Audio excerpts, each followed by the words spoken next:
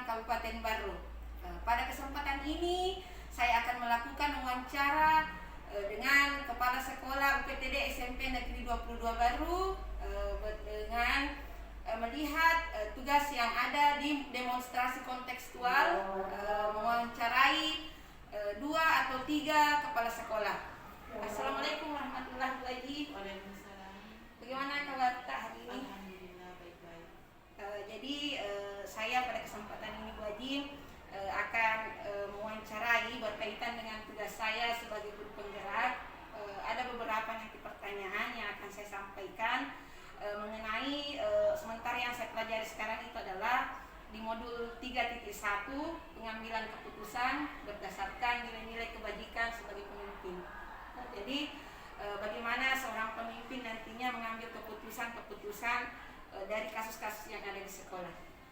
Jadi mungkin yang pertama Bu Haji yang saya tanyakan itu di sini adalah selama ini bagaimana Bu Haji dapat mengidentifikasi kasus-kasus yang merupakan dilema etika pendidikan moral.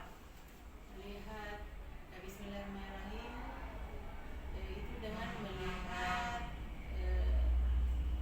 aspek-aspek yang biasanya kan di kasus-kasus di sekolah misalkan ada kasus-kasus yang merupakan dilema ataukah bujukan. Kalau misalkan tadi di sekolah kan biasanya Bu Haji ada kasus-kasus yang kita harus putuskan apakah ini benar, sama-sama benar tapi kita harus mengambil keputusan. seperti misalnya ada anak yang karena seringnya dia telat ke sekolah, sehingga pada kenaikan kelas dia dimodus untuk tidak naik kelas. Oleh sebab itu kita harus melihat penyebab keterlambatan, seringnya terlambat anak ini, maka kita harus melihat apa penyebabnya. Ya, misalnya kan kadang juga karena masalah transportasi, di mana anak ini masuk kondisi keuangan keluarganya mungkin itu ya dipengaruhi faktor ekonomi, sehingga kadang dia tidak ke sekolah. Sehingga dia harusnya datang ke sekolah dia dengan aturan-aturan yang ada di sekolah. Makanya dengan kebijakan, dan kita harus juga mendiskusikan, memusyawarahkan dengan guru yang lain, termasuk juga wali kelasnya, guru BK-nya. Misalnya mungkin ada kebijakan untuk selanjutnya, dan mungkin juga ada solusi nanti untuk selanjutnya diberikan kepada anak ini. Saya rasa seperti itu. Jadi pertanyaan saya selanjutnya Bu ini, selama ini bagaimana Ibu menjalankan pengambilan keputusan di sekolah, terutama di kasus-kasus ada 2 kepentingan yang sama-sama benar, atau misalnya sama seperti tadi yang Ibu jelaskan, misalkan masalah ini sama-sama benar, tapi apakah kemudian kita pilih yang mana? Apakah bagaimana pengambilan keputusan ini? Jika ada 2 kasus yang, maka kita harus melihat yang lebih penting yang harus kita putuskan, dan melalui juga musyawarah. Harusnya selalu melalui musyawarah dengan rekan-rekan guru yang ada di sekolah untuk mendapatkan mufakat bagaimana keputusan yang seharusnya kita ambil dengan kasus tersebut. Pertanyaan saya selanjutnya Bu Haji, mungkinkah ada langkah-langkah atau prosedur seperti apa yang biasa Ibu Haji lakukan kalau misalkan ada kasus yang kita dapatkan di sekolah? Mungkin ada beberapa langkah yang kita lakukan.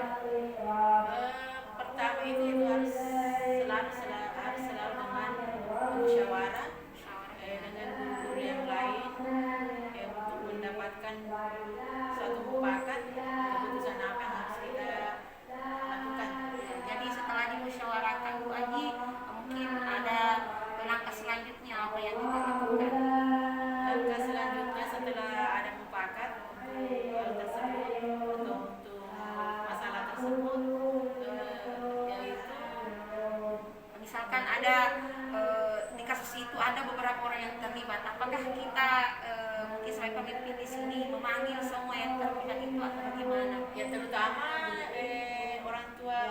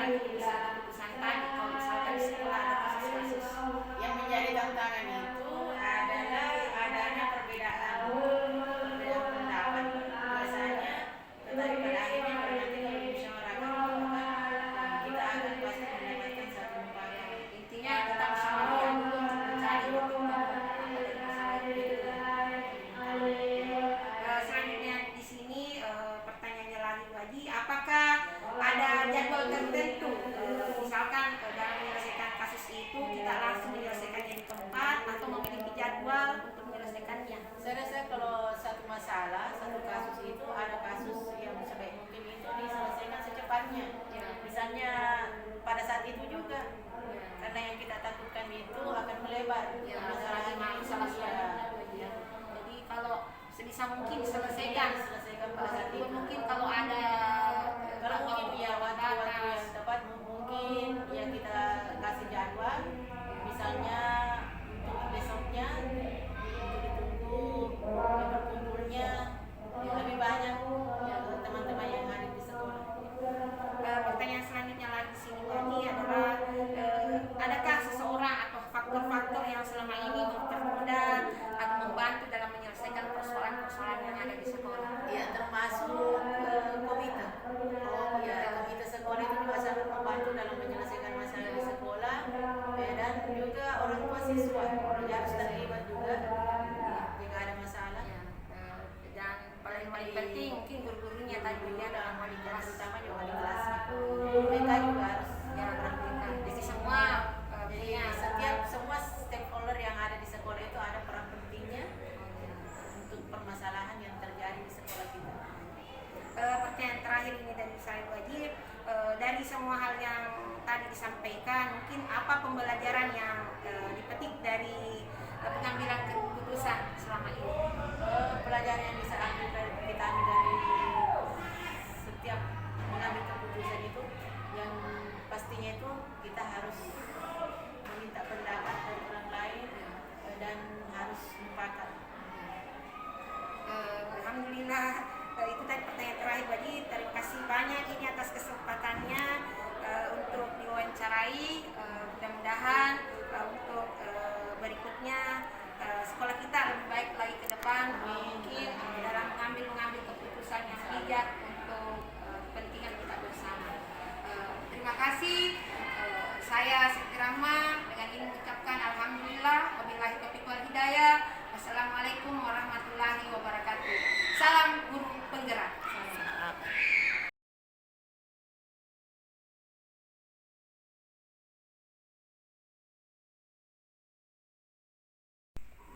Assalamualaikum warahmatullahi wabarakatuh. Waalaikumsalam warahmatullahi wabarakatuh. Pertama-tama saya ucapkan terima kasih kepada Ibu Kepala UPTD SMP Negeri 26 Baru atas kesediaannya untuk diwawancarai pada kesempatan ini oleh saya sebagai calon guru penggerak angkatan 9. Jadi pada kesempatan ini saya akan mewawancarai Ibu dengan tugas saya sebagai guru penggerak, yaitu pada demonstrasi kontekstual mewawancarai 2-3 kepala sekolah yang berkenaan dengan pengambilan keputusan berdasarkan nilai-nilai kebajikan sebagai pemimpin. Jadi pada kesempatan ini Bu, jadi saya akan menanyakan beberapa hal berkenaan dengan pengambilan keputusan tersebut. Apakah ada misalkan di sekolah itu ada kasus-kasus, bagaimana cara menyelesaikannya? Jadi pertanyaan pertama Bu, yang saya ingin tanyakan itu adalah selama ini bagaimana Anda dapat mengidentifikasi di sini kasus-kasus yang merupakan apakah dilema etika atau bujukan moral? Bu, terima kasih atas kesempatan yang diberikan untuk memberikan kontribusi di kegiatan guru penggerak kali ini. Adapun pertanyaan yang pertama yaitu tentang bagaimana mengidentifikasi kasus yang merupakan dilema etika atau merupakan moral. Ya, selama ini di sekolah manapun dan di instansi manapun namanya kasus itu hampir setiap hari kita temui dan kita temukan. Ya, betul. Namun jika kita berbicara tentang dilema, ya dilema tentu kita diperhadapkan pada persoalan harus memilih di antara dua hal yang sama-sama punya makna. Dan kali ini bahwa yang diperkuat adalah tentang dilema etika, di mana dilema etika ini perlu juga kita ketahui dulu sebelumnya bahwa yang merupakan dilema etika itu adalah sebuah hal yang sebenarnya adalah sama-sama benar Ya, dan tidak betul, Bu. diperhadapkan untuk memilih di antara dua hal itu. Kalau selama ini yang kami lakukan, ya mengidentifikasi tentu adalah melihat kondisi atau masalah yang ada di situ. Kemudian bagaimana saya melihat masalah itu sampai terperan di dalam itu. Dan setelah itu kami memperjelas dan menanyakan kepada pelaku atau tokoh yang masuk dalam masalah itu, apakah betul masalah itu terjadi dan kira-kira bagaimana cara memecahkan atau memilih mana yang seharusnya kita. Tentu selama ini kan kita ini selaku pimpinan satuan tidak boleh juga langsung memutuskan sendiri, apalagi jika dianggap bahwa kasus itu kasus yang sensitif menurut bahasa kami. Tentu berdasarkan pertimbangan-pertimbangan yang matang dan juga harus melibatkan beberapa untuk membantu kami dalam itu. Jadi ada masalah yang harus diselesaikan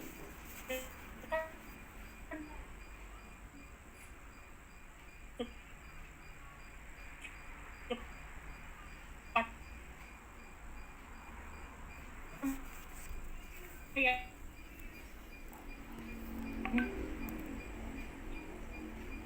Untuk berpikir dulu itu yang kami lakukan sama ini. Jadi ya betul ya Bu ya, kalau misalkan kita dilema berarti kita harus memilih apakah karena kedua-duanya benar. Jadi maksudnya kita pasti nanti di sini memikirkan, karena keduanya kita bisa memilih ini, benar juga yang satunya. Seperti itu Bu ya. Jadi penuh dengan pertimbangan. Jadi pertanyaan yang kedua ini Bu, selama ini bagaimana Ibu menjalankan pengambilan di sekolah Anda, terutama untuk kasus-kasus di mana ada dua kepentingan yang sama-sama benar atau sama-sama mengandung nilai kebajikan? Ya, ini untuk pertanyaan nomor 2, kembali tadi bahwa untuk memilih suatu hal yang salah satu langkah yang tadi sudah saya sebutkan bahwa perlu lihat dulu prioritasnya ya, prioritas kepentingannya dulu. Itu hanya perlu diselesaikan secepat itu, kemudian apakah masih membutuhkan waktu ya bisa kita putus. Kemudian dampaknya ya, terhadap banyak orang, kalau dianggap bahwa itu akan berdampak negatif, pun sebenarnya benar, ya benar, dua-duanya kita pilih itu adalah hal yang benar, tetap tidak menutup kemungkinan bahwa keputusan itu akan bisa berdampak negatif terhadap seseorang. Ya, pada saat kami memutuskan, saya tidak akan memutuskan sendiri. Betul. Kami melalui rapat atau pertemuan dengan guru-guru.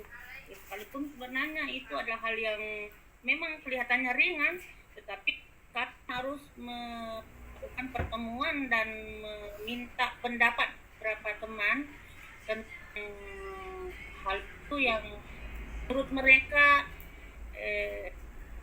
bisa ditentukan dan dipilih yang sebenarnya yang terbaik. Supaya nanti seperti saya katakan tadi bahwa memang tidak mudah seperti itulah kita sebenarnya mengambil keputusan. Ada kalanya keputusan yang kita anggap benar itu efeknya atau dampaknya, konsekuensinya terhadap mereka itu tidak benar. Jadi betul-betul kami ini berusaha memilih dan meminimalisir dampak negatif yang akan muncul. Ya, setiap keputusan itu pasti ada konsekuensinya. Betul Tidak Bu.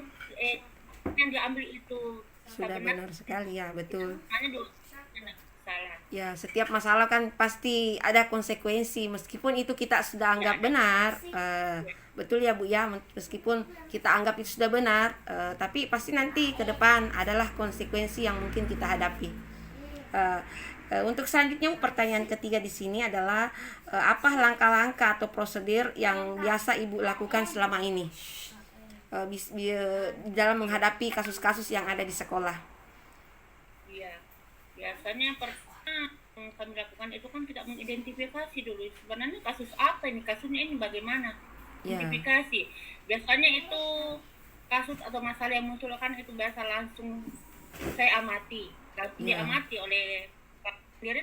Ada juga kasus yang melalui orang lain, misalnya guru atau siswa yang terkadang sering memberikan atau laporan kepada kami tentang sebuah kasus. Ya, kemudian mencoba untuk membuat sebuah misalnya bagaimana tentang fakta yang betul-betul relevan dengan kasus itu. Apakah betul bahwa kasus dianggap itu relevan dengan fakta? Kan terkadang ada hal yang sebenarnya dilaporkan kami tidak melihat sendiri itu tidak sesuai fakta. Ya, betul. Harus disesuaikan dengan fakta ya. Kemudian kita identifikasilah pihak-pihak yang terlibat. Pihak-pihak yang terlibat dalam itu. Jadi perlu jangan sampai kita ini istilahnya praduga tak bersalah kan? Iya, betul. Terkadang kita menganggap bahwa kasus ini sebenarnya siapa yang menjadi tokoh utamanya, siapa yang membantu tokoh utama dalam kasus tersebut, perlu mengidentifikasi. Kemudian pihak yang kasus itu, ada pilihan-pilihan yang kita tentukan dalam kasus ini. Iya, apakah kasus ini betul-betul individu, kemudian untuk banyak orang. Nah, ini yang perlu kita ketahui. Dan yang terakhir apa yang dilakukan selanjutnya. Nah, inilah yang biasanya kami itu kerjasama dengan beberapa stakeholder itu untuk membantu kami bagaimana mencari solusi daripada kasus yang ada. Terima kasih. Iya. Jadi alhamdulillah tadi dari mengamati, kemudian yang terakhir menindaklanjuti. Mungkin ada pertanyaan selanjutnya di sini Bu. Kalau misalkan hal-hal apa saja yang Ibu anggap efektif dalam pengambilan keputusan dari kasus-kasus tersebut. Maksudnya yang paling efektif itu yang bagaimana? Ya, yang perlu kita ketahui bahwa ada sebenarnya berbicara tentang efektifnya dari langkah-langkah yang ini kita lakukan. Ini tergantung dari situasi dan kondisi atau jenis kasusnya sebenarnya. Iya. Kita lihat situasi dan kondisinya ya Bu. Kasus apa yang kita hadapi. Ya, kita pilih nantinya di situ yang mana yang paling efektif. Ya, betul Bu ya.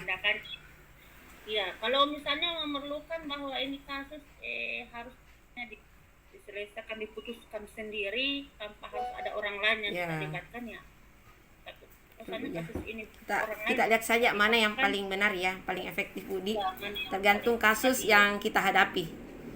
Pertanyaan selanjutnya Bu di sini, hal apa saja yang selama ini merupakan tantangan dalam pengambilan keputusan pada kasus-kasus yang ada di sekolah Ibu?